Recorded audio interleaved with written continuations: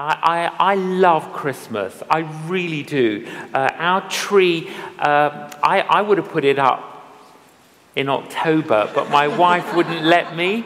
But we always get it up before the 1st of December because I just love it all. I love tinsel, turkey, Tia Maria. I love it all. I think it's great. I got interviewed on the BBC and the interviewer said, Canon J. John, do you think that Christmas is commercial? I said, no, I don't actually. He said, no, you do. I said, no, I don't. He said, I think we've got the wrong Canon. I think you have actually.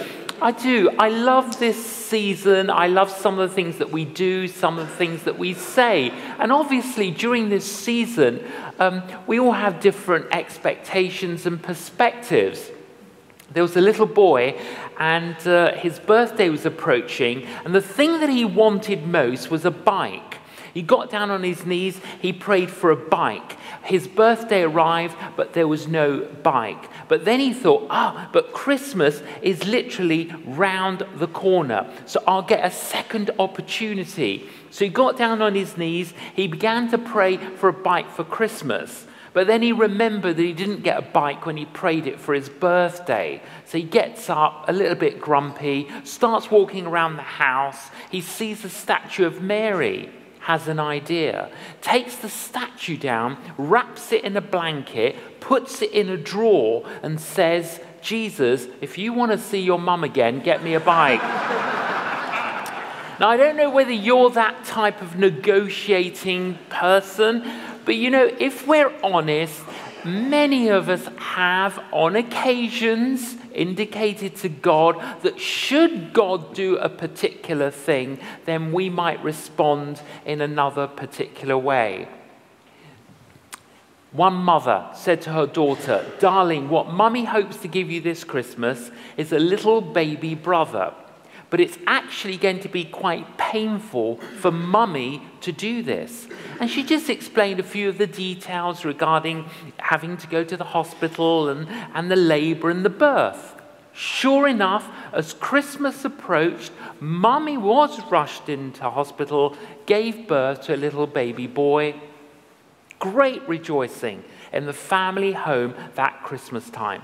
The following Christmas, mummy says to her daughter, darling, what would you like for Christmas? She said, mummy, if it's not too painful, could I have a pony? Well, I don't know whether what it is that you want this Christmas is in the realm of the miraculous. But of course, during this season, we retell the story of that first Christmas that is filled with miraculous happenings. One thing I do enjoy about this season are infant school or school nativity plays. Killy and I, we've got 3 sons, and all of them did acting, so it was a highlight through school going to these Christmas productions. There was one Christmas production where the highlight of the year was the Christmas production, and this little boy wanted desperately to play the part of Joseph.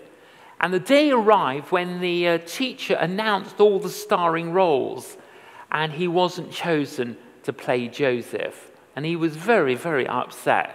Now, he did get the part of the innkeeper, but he didn't want to be the innkeeper. He wanted to be Joseph. Now, the day arrived when the infant school presented their annual Christmas production to the entire school and all the family and all the friends. And then you get to that point where Mary and Joseph arrive at the innkeeper's door and they knock on the door. Door opens, innkeeper comes out.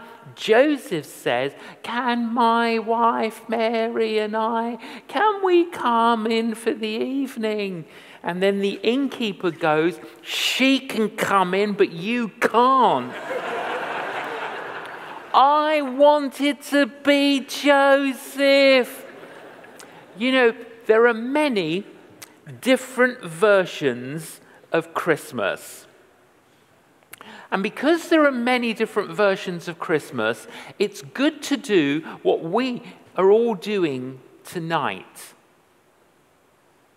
we're taking a little bit of time, an hour, 2 hours, to pause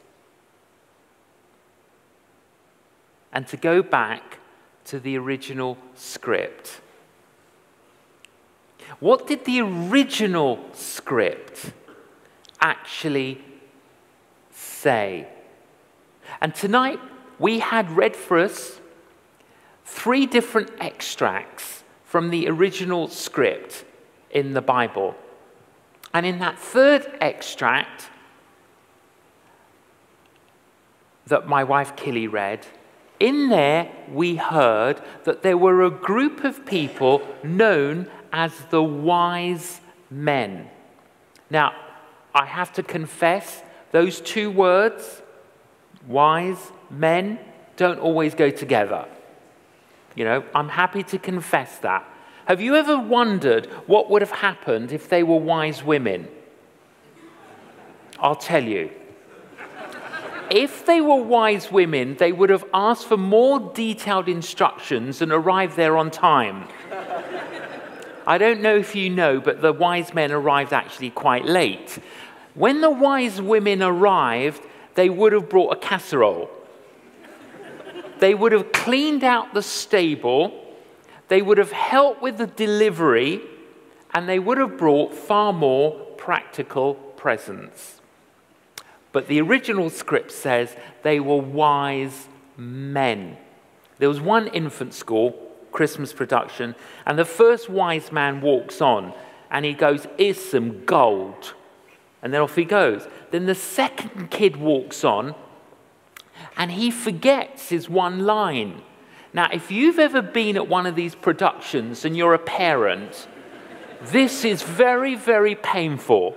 You know, you've spent the whole month rehearsing your little kid's one line, and now it's his bit, and he can't remember the line. And there's this, you can feel it in the audience, this wooing, trying to help the little kid to remember the line. And then the little kid goes, Frank sent this. Well, obviously Frank didn't send it, did he? The original script says that when the wise men arrived to where Jesus was, they bowed down, that's the first thing, they bowed down, worshipped him, and they gave him gifts of gold, frankincense, myrrh. Now, why would you give? Why would you give a baby gold, frankincense, and myrrh? Well, it's symbolism. And the symbolism in the original script of the Bible is very profound. Hence the fact these men are called wise. Gold in the Bible is a symbol of kingship. So they'd understood that this child was king, or, in the words of the original script, King of Kings and Lord of Lords. So they gave gold, but they also bowed down. They bowed down and worshipped him. Now, what does this posture say? They're saying, I want to come under your reign and rule, and I want to come under your kingship.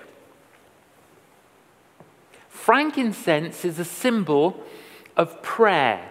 It's a symbol of communication.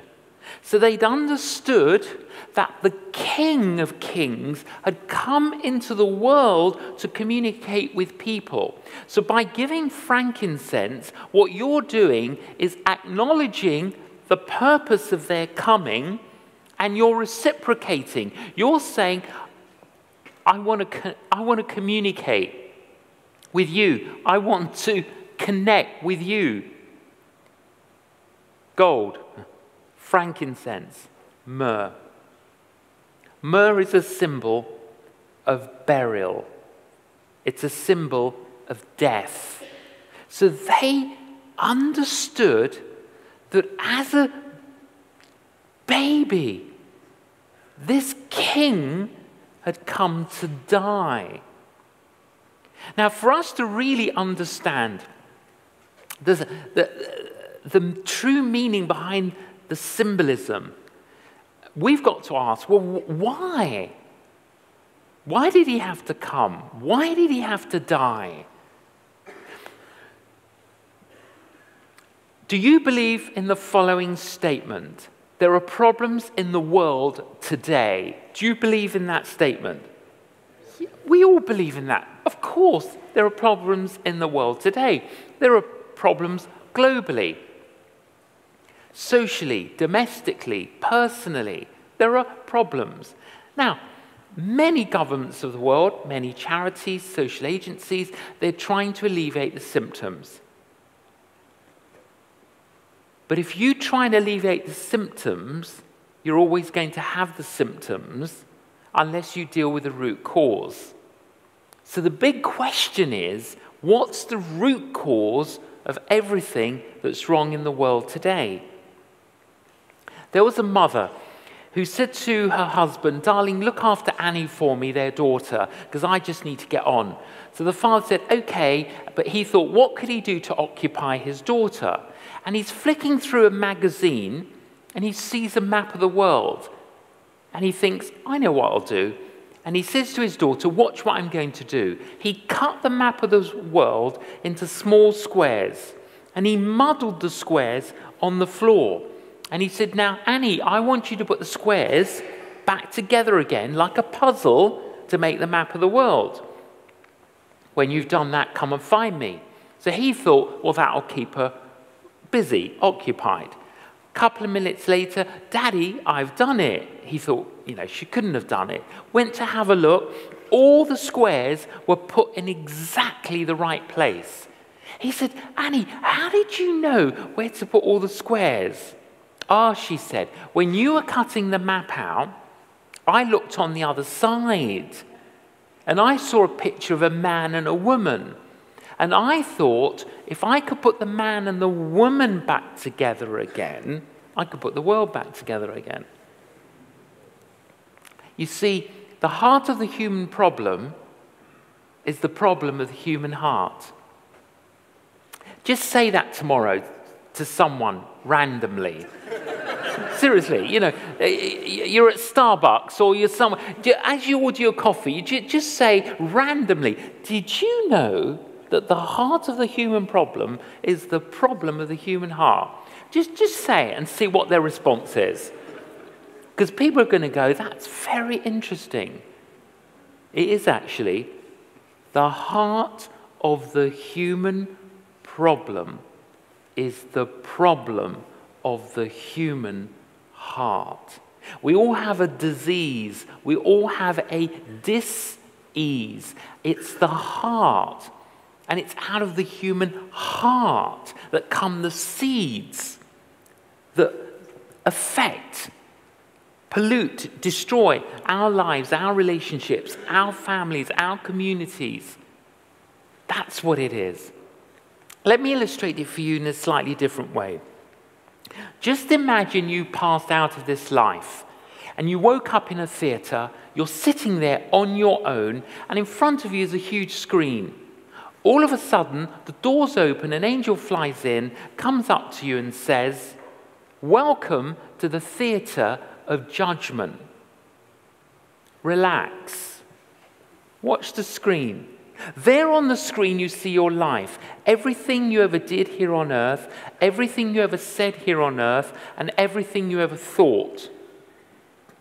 At the end of the film, as you're recovering, the angel comes back and says, relax, there's going to be a second showing.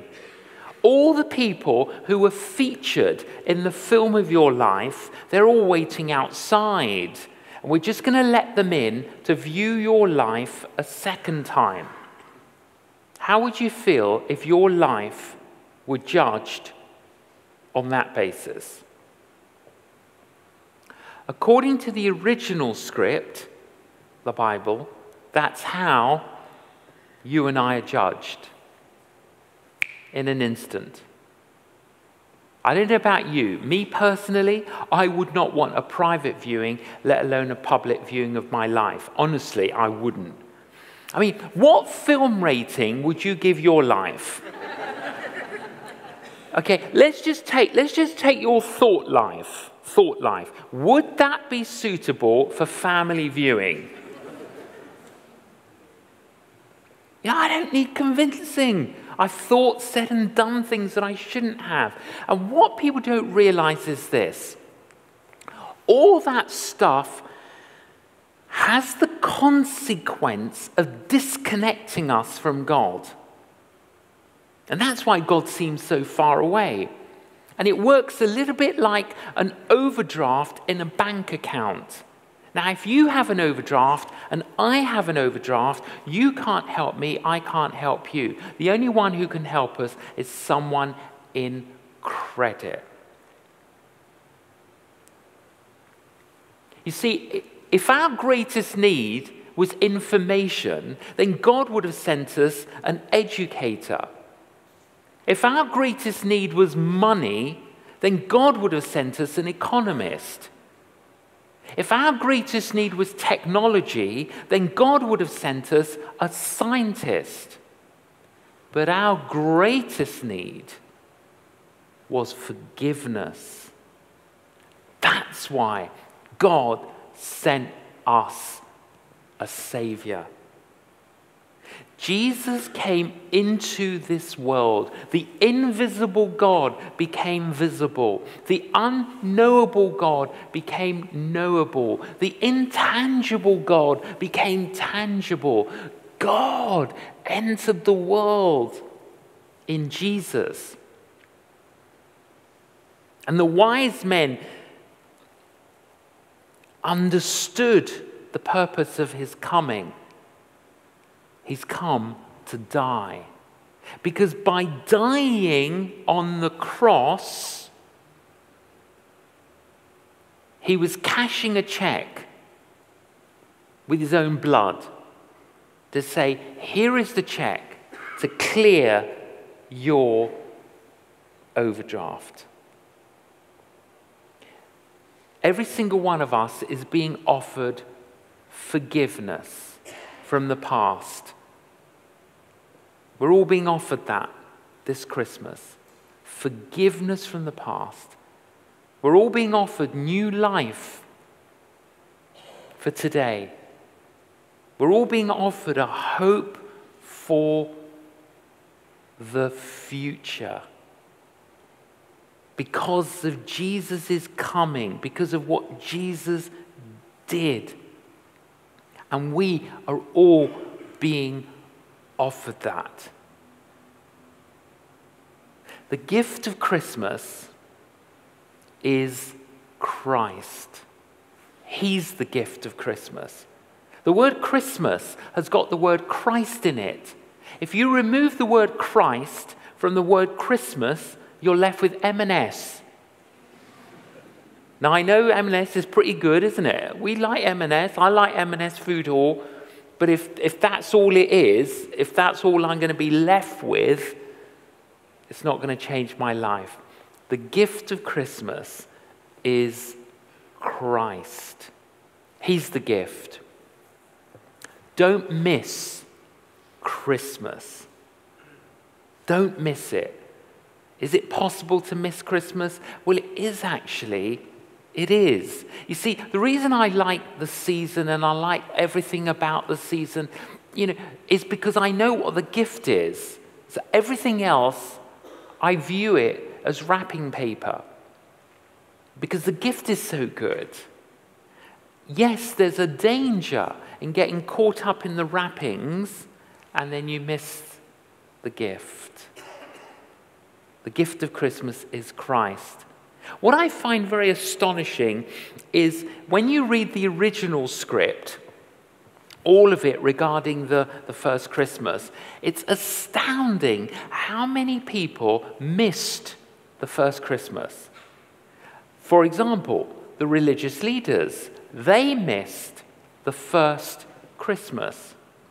The religious leaders known as the Pharisees and the Sadducees, they would have been people that would have memorized the original script. That would have been a very normal thing. I mean, I know we struggle to memorize a verse, but they would have memorized the whole lot, okay? The Bible has got two testaments in it, okay? Old, New. Old Testament begins with a book called Genesis, ends with a book called Malachi. New Testament begins with a book called Matthew, ends with a book called Revelation. From the last book of the Old Testament, Malachi, to the first book of the New Testament, Matthew, there are around 500 years of silence. God doesn't communicate. There is nothing recorded. In the Old Testament of the Bible, written over several thousands of years, there are what are called prophecies about the arrival of the King of Heaven on earth. I've worked quite a bit in the Middle East over the years, and when I was in Israel, I said to a rabbi who's a friend, I said, "Rabbi, you know the messianic prophecies?" He said, yes. I said, "How many are there?" He said, 300. I said, "Well, actually, 322. He said, "Oh, yes, of course.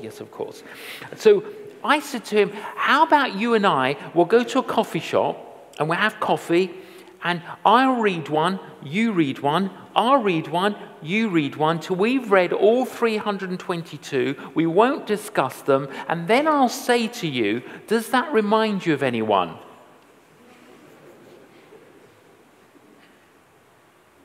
My rabbi friend laughed. He said, "Oh, no, I'm not going to do that." The 322 prophecies tell you where he's going to be born. They tell you he's going to be born as a baby. They tell you he's going to be born in Bethlehem. They give you all the details of how he's going to grow up, what he's going to say, how he's going to die. Do you know what the mathematical compound probability is of 322 prophecies being fulfilled in one person at one moment in time? It's 1/84 with 100 zeros. In other words, it doesn't happen every day.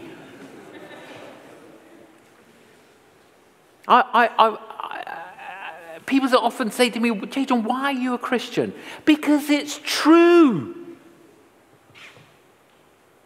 Christianity is true. This child fulfilled the 322 messianic prophecies written over thousands of years with a 500-year gap. I mean, that's pretty astonishing. I think, maybe it's I'm Greek. I think that's astonishing. I think that is amazing. I know there's British reservedness, kind of like, oh, yes, it might be rather astonishing. It's astonishing. It's amazing. These religious leaders, listen to this, they knew the 322 prophecies, and they couldn't be bothered to walk 5 miles to check it out. That's all they had to do. 5 miles to check it out. I would have walked 50 miles to check it out. 5 miles is just down the road. It's very easy to be religious and to miss it, to miss the truth. Don't miss Christmas. King Herod, he missed Christmas. And the reason King Herod missed Christmas is because he wouldn't bow his knee to the King of Kings. And sometimes, for all sorts of reasons, we may not want to bow our knee. I spoke at a men's breakfast, and after the breakfast, this gentleman was asking me a question, and I was engaged talking to him, and then this other man comes along and he starts doing this to me, like really hard. He goes, and he interrupted us, poking me in the chest like this and going, "I believe in everything you said, but I'm not a Christian." And it was like, "God, stop poking me."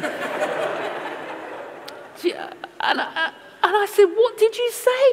And he kept poking me. He kept going, I believe in everything you said, but I'm not a Christian. So I said, you believe in everything I've said, but you're not a Christian? No. I said, well, why not? Oh, he goes, that's a good question. I said, well, give me the answer. He says, if I become a Christian, I'll have to confess to my wife that she was right after all. I don't know in your profession whether it's, in my profession, I meet idiots all the time. I do. I meet them all the time. I don't know whether you do in yours. I said to him, you're the biggest idiot I've ever met. In fact, you get the prize this year for the Idiot of the Year award. I said, are you telling me? Are you honestly telling me you are willing to forfeit everything that Jesus is offering you? Forgiveness from the past, new life today, a hope for the future.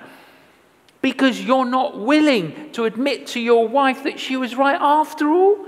I don't know how she could live with you. That's why I'm not a vicar.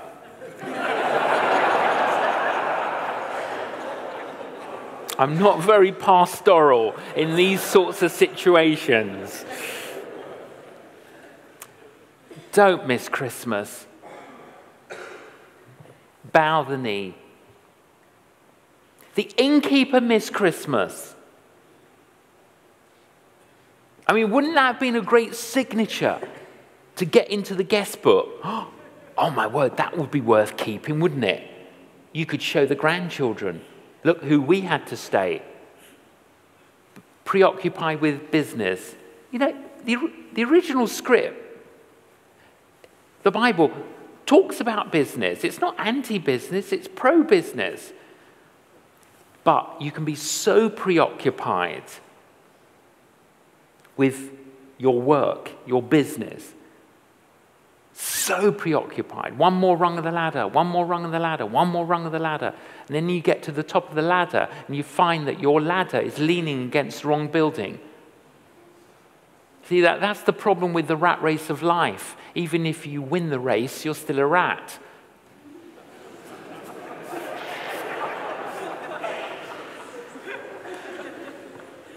Don't be so preoccupied that a miracle walks by. The gift of Christmas is Christ. He's the gift. When I was a student in London, in 1974, you're trying to work out how old I am now, aren't you? I'm looking good, aren't I? I was an agnostic. I didn't believe in God. I wasn't interested in God. But I met a Christian. And this Christian gave me the original script, the Bible. And every Wednesday lunchtime, we would meet and he would explain it to me. And over a period of a year, I came to realize the truth of this. And he showed me in the last book of the Bible, Revelation, in chapter 3, there's this picture of Jesus standing outside of a door of a house, and it says this: Jesus is knocking. And if you hear the knock, open the door, let Jesus in. And my friend read this to me, and he said, have you heard Jesus knocking? I said, I think so. He said, have you opened the door? I said, where's the door? I don't know where the door is. He said, oh, don't worry about where the door is. Just ask Jesus to break the door down. 9th of February, 1975, I knelt down beside my bed. It's my first recollection of ever praying. And I said, Jesus, if it's you that's knocking on my life, can you break the door down? And I'll come in. And as I said that, it was as if the light came on. My heart was warmed. I didn't know what was happening, but I knew something had happened. And the next day, things were different. I just knew things were different. My mother said to me, "You're brainwashed." I said, "Mum, my brain has been washed. If you only knew, Mum, what was in my brain, you'd be pleased it got washed." And it did. It really did get washed. And I've been a follower of Jesus ever since. This is the season. This is a good season for us to receive Christ. And if you haven't received Christ, receive Christ now. Receive him. This is a great season to renew your faith, our faith. And it might be that you are a person of faith, but maybe you just got distracted, diverted, and without realizing it, possibly even slightly derailed. But you're here tonight. Well, here's your opportunity to renew your faith. Do that tonight. Do it before you leave here tonight. Renew your faith. It's also a great season to release our fears. Release our fears. Many of us have fears. Might be about health. Could be about money. It could be about children. It could be about our marriages. It could be about the future. And the original script says, the perfect love of Christ, talking about Jesus, the perfect love of Christ, it casts out fear. So tonight, experience that perfect love. This is also a season to rebuild broken relationships. And if you have a broken relationship that needs restoration, Jesus is known as the Prince of Peace. And when you've encountered the Prince of Peace, you can become a peacemaker. And some of us may need to say tonight, I need to rebuild a broken relationship. Whether it's with a brother or a sister or a parent or a child, or I need to rebuild. And so you can make that commitment tonight that you'll do everything you can to rebuild what was broken, what is broken. In a moment, we're going to sing a carol. We're going to sing O Little Town of Bethlehem. And O Little Town of Bethlehem was written by a man called Phillips Brooks. And he was a clergyman in America, and he was involved in a number of wars, conflicts out there, and just what he saw, what he experienced, the number of people he buried, it kind of took its toll, and he basically had a breakdown. And he had a sabbatical, and he came to Europe to try and regain his strength, and also to recover his faith, which he lost. And he's sitting on a hillside overlooking Bethlehem one Christmas Eve. And as he's looking at Bethlehem, he obviously knows the story, but as he's reflecting on it, he has an epiphany. And his heart just gets warmed. And he takes out his journal and he tries to articulate what was that first Christmas. And he wrote those words, sitting on a hillside overlooking Bethlehem. Those are the words we're going to sing in a minute or two. The last verse of that carol, this is what he wrote. O holy child of Bethlehem, descend to us, we pray. Cast out our sin and enter in. Be born in us today. O come to us, abide with us, our Lord, Emmanuel. I honestly think this is one of the most beautiful prayers and probably the best articulated response we can have to Christmas.